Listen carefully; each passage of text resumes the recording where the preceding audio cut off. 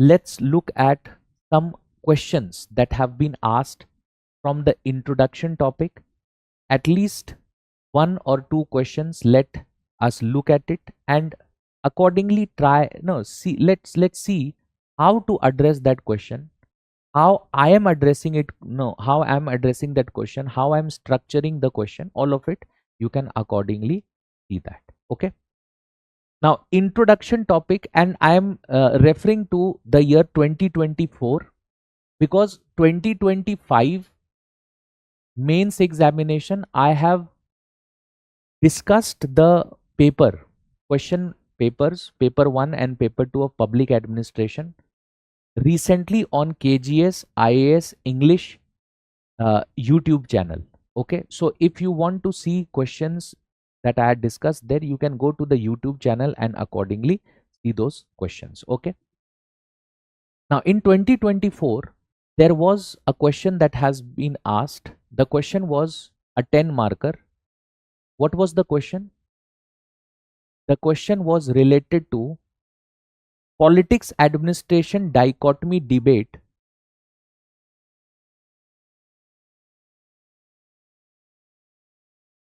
Politics administration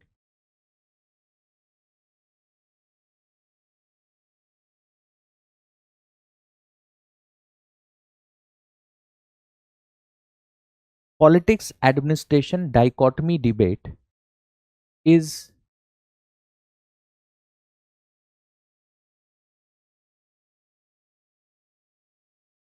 still alive. Okay, this is a statement. It says comment. It's a 10 marker, which means I will be writing 150 words. 150 words in a 10 marker. Now, can you tell me how will you start the question? How will you introduce this question based on what we have discussed related to structure? Now, we have seen that. So, in that context, how are you going to introduce this particular question? What would be your introduction?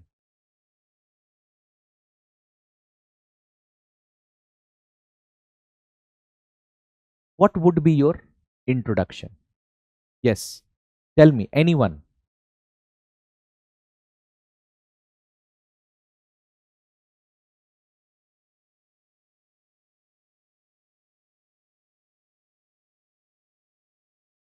Anyone?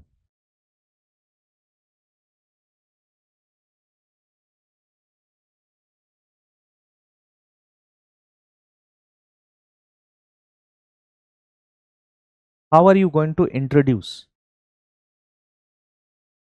this question?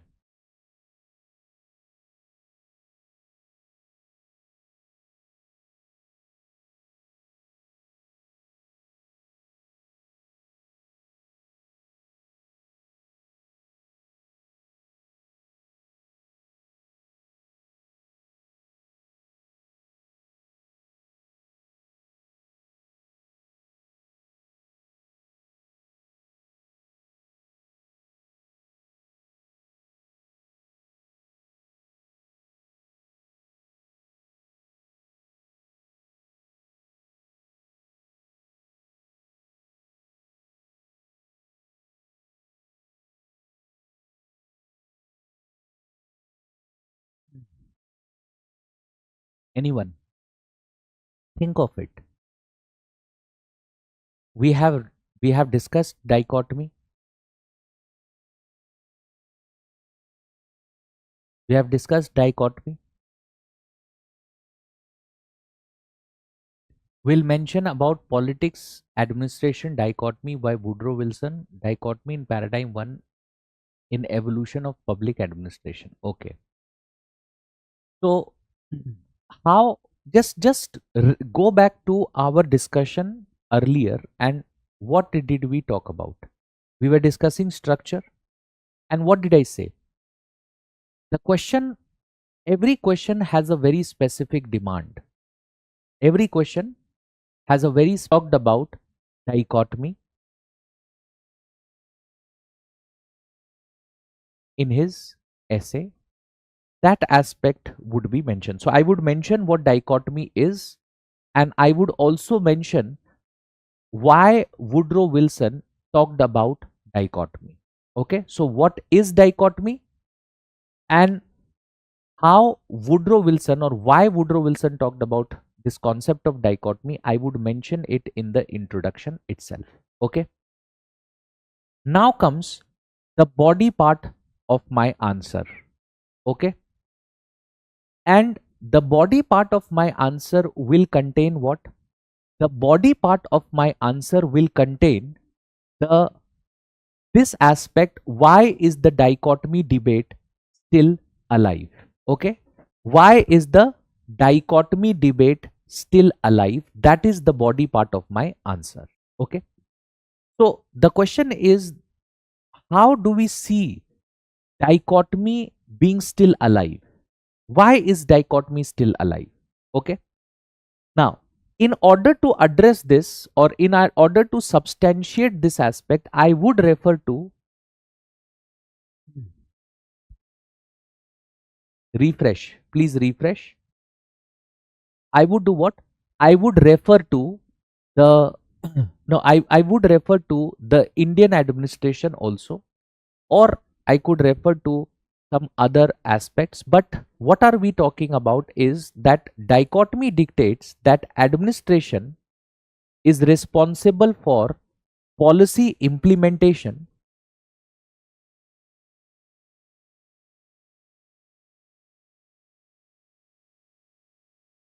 whereas politics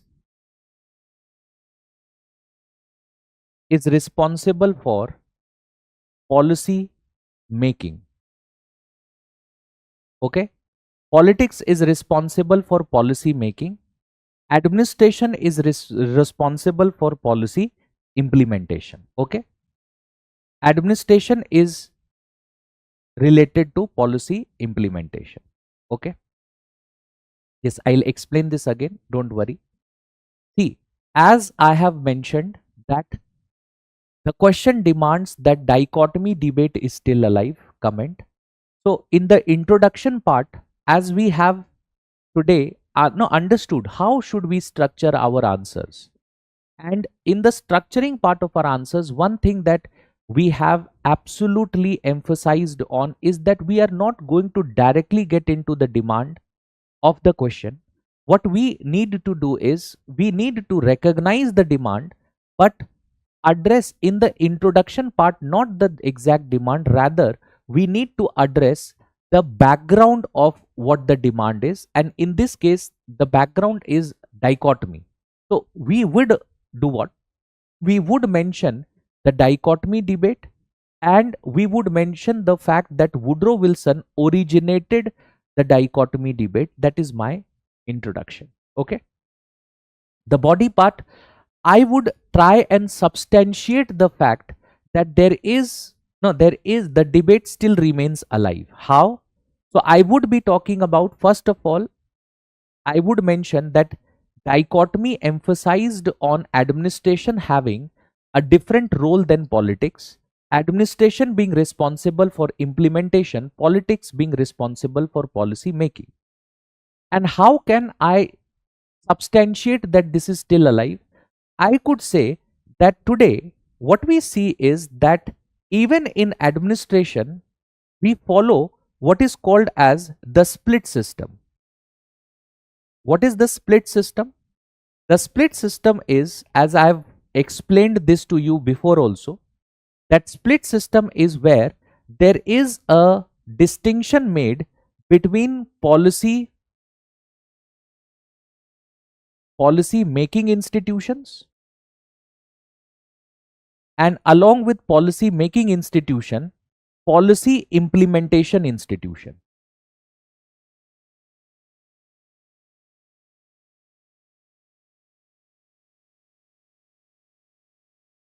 Policy making institution and policy implementation institution that is there is what? There is a distinction that is made. How?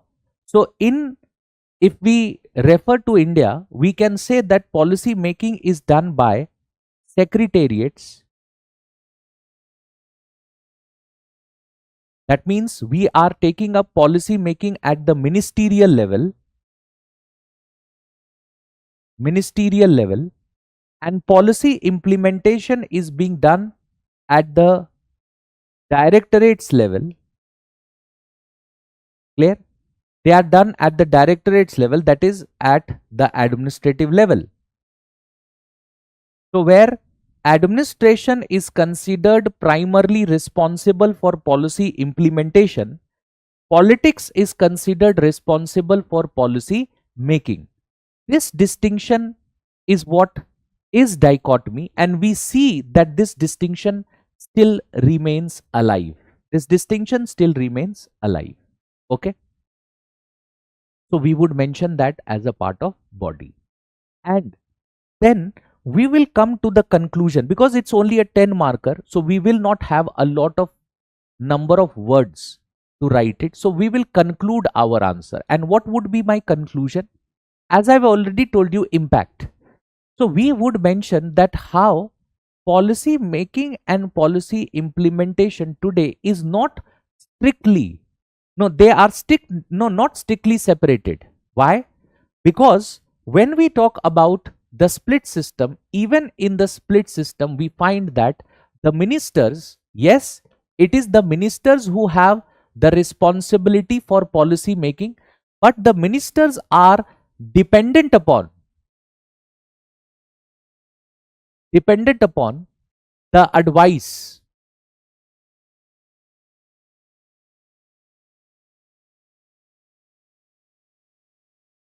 They are what? They are dependent upon the advice that is given to whom?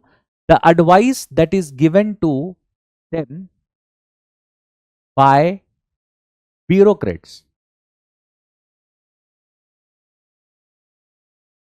That means we do see in an involvement of bureaucrats. We do see an involvement of bureaucrats in the policy making process. So you will conclude the answer by saying that to say that this distinction is strictly alive would not necessarily be, no, it would not necessarily be correct, because despite policy making and policy implementation functions being separated, but even in policy making functions we do see an involvement of bureaucracy. Okay, that is how you conclude this particular answer. Okay. Okay. There is one more question from introduction topic, but that question, no, we have discussed it in the class, but we have to give some more time so that you truly understand that question. Okay, so I will not be discussing the question as of now. So in another question that has appeared in the year 2023, one more question, let me talk about one more question, and then what you can do from today is, some of you have already started doing so, but for others I would like all of you to do this. What? Start attempting the PYQs. Start attempting the PYQs. Okay, because I have taken a very elaborative discussion related to how to structure your answers and all of it, and I am discussing a few questions also. So that is the reason why in today's class I'm not able to discuss the all of the PYQs that have appeared from this topic in the last 3-4 years. But with our discussion, today's discussion, it could be considered as a base on which you start building your answer writing skills. Okay, you start building your answer writing skills on the basis of that. Okay, now what is the question? Public administration horizons, public administration horizons have been expanding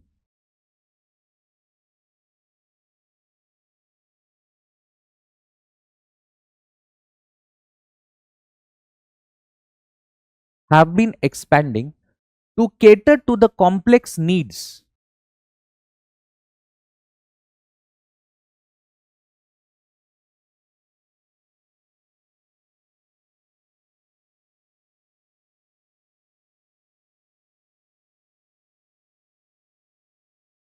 to cater to the complex needs of citizens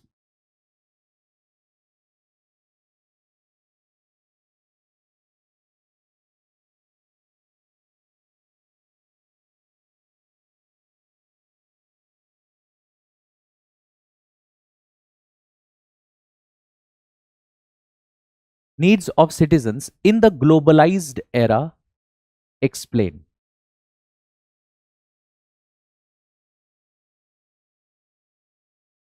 Public administration horizons have been expanding to cater to the complex needs of citizens in the globalized era. In the globalized era, explain. Okay, this is basically the question. Now, this is basically the question that has been asked. Now, can anyone tell me which topic has this question originated from? Which topic has this question originated from? Yes, tell me. Which topic has this question originated from?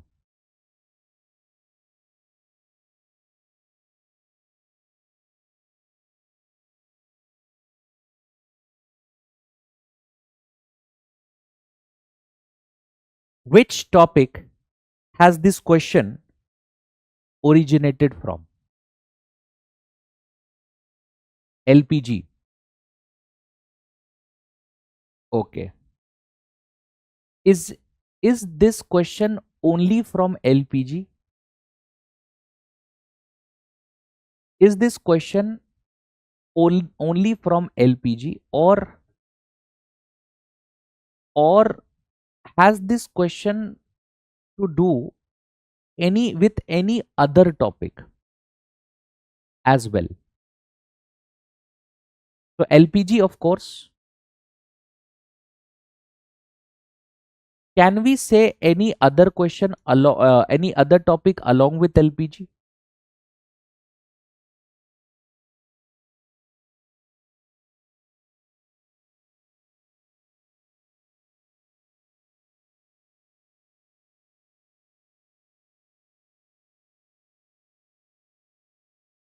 See, this question has originated from two topics.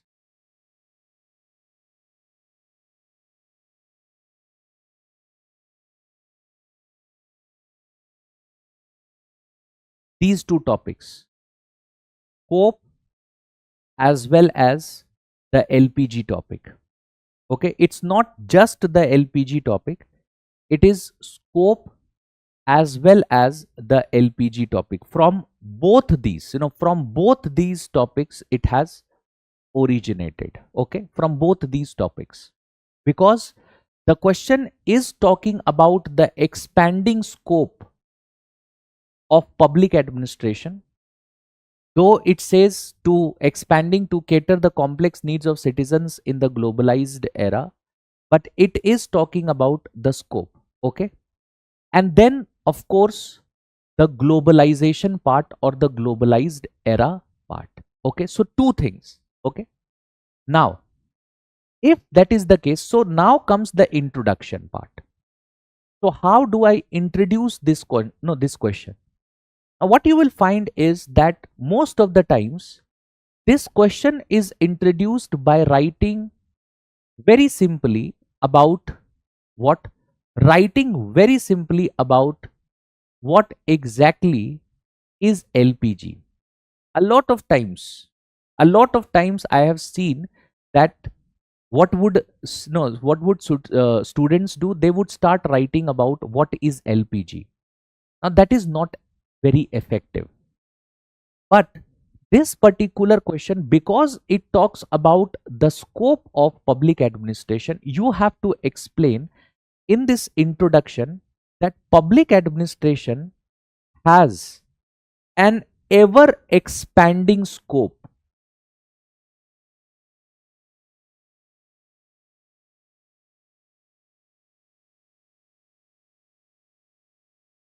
Ever expanding scope. That means from different eras, starting with dichotomy, what we see is that the discipline of public administration has an ever expanding scope. Whether no, there was a movement from traditional public administration to NPA, or no, if we talk about even the NPM perspective, you can mention that it has always demanded that there needs to be a increase or expansion in the scope of public administration as a discipline. That is basically how you introduce this particular question. Okay. Now, when it comes to the body part, now this is the part where you have to mention that how globalization has impacted, how globalization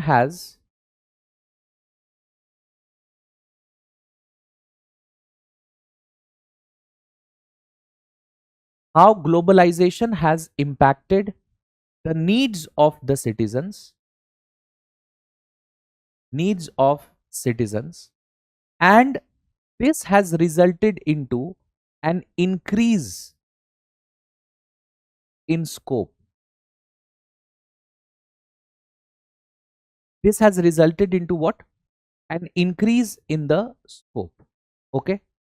This is basically the body part of your answer. Okay.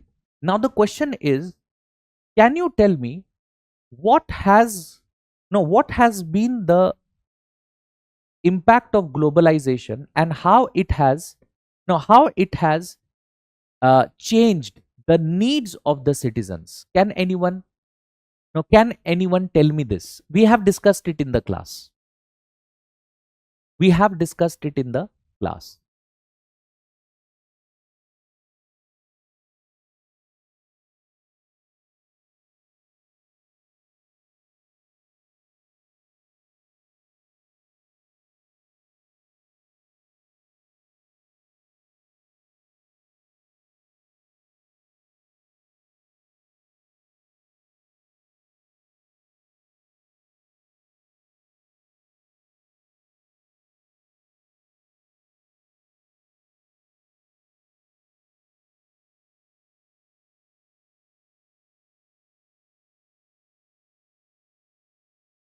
See,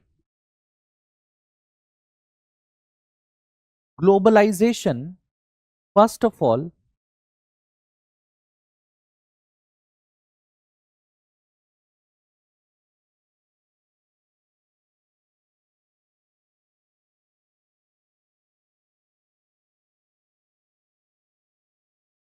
globalization has an impact on technology, and it has evolved technology. Okay, that is the first part. Second part of it is that globalization has also brought into light global best practices. Global best practices.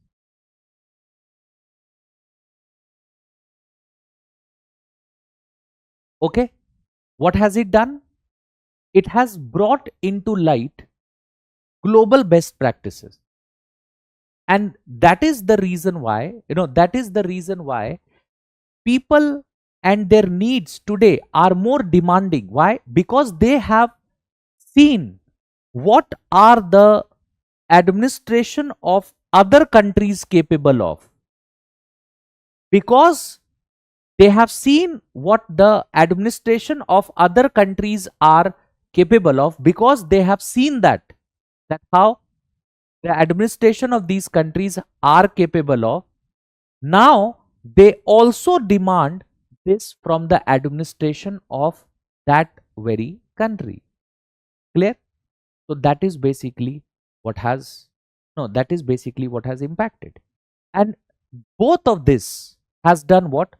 Both of this has now they have done what? Now they have expanded the scope of public administration. So now public administration has to do with things which previously were not necessarily its concerns.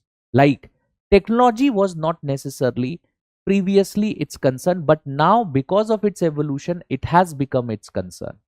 Similarly, certain things which were followed maybe in administration of other countries, they were not, no, they were not necessarily the concerns of public administration, but now because of the demand changing, now it has also become the concern of public administration of that very country.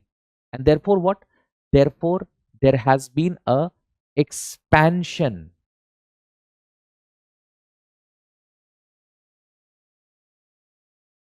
in the there has been what? There has been an expansion in the scope. There has been an expansion in the scope. Okay. Now, this is the body part of your answer. Now, when it comes to the conclusion, what can you mention in the conclusion? You can write about impact part, which is the challenges. So, you can write that with the expanding scope, how there are also emerging challenges. That part can be mentioned here as well. Okay, that part can be mentioned. Is it clear? See, it's all about structuring. It's all about understanding the basic demand and structuring your answer well. When you structure your answer well, the examiner feels that, okay, this is how an answer should be written, and accordingly rewards you for that. Okay. So this was the very first session that we needed to have on answer writing. We are going to continue with these sessions. Of course, we cannot have these sessions every day, but what we are going to do is that with completion of every important topic, we are going to take up such sessions. Okay. So this is where we are going to end our discussion for today. And we are going to meet not tomorrow. Tomorrow, of course, is the Thursday. As you know, I taken off on Thursday. So what we are going to do is we are going to meet day after tomorrow, that is on Friday. Okay. And we are going to start with a new topic there, that would be personnel administration. You will understand it in the next class. Yes, you can mention, of course, global sensitivity, one very important issue. Challenges would be a part of the no the conclusion. Okay, that's it for today. Thank you everyone. Thank you.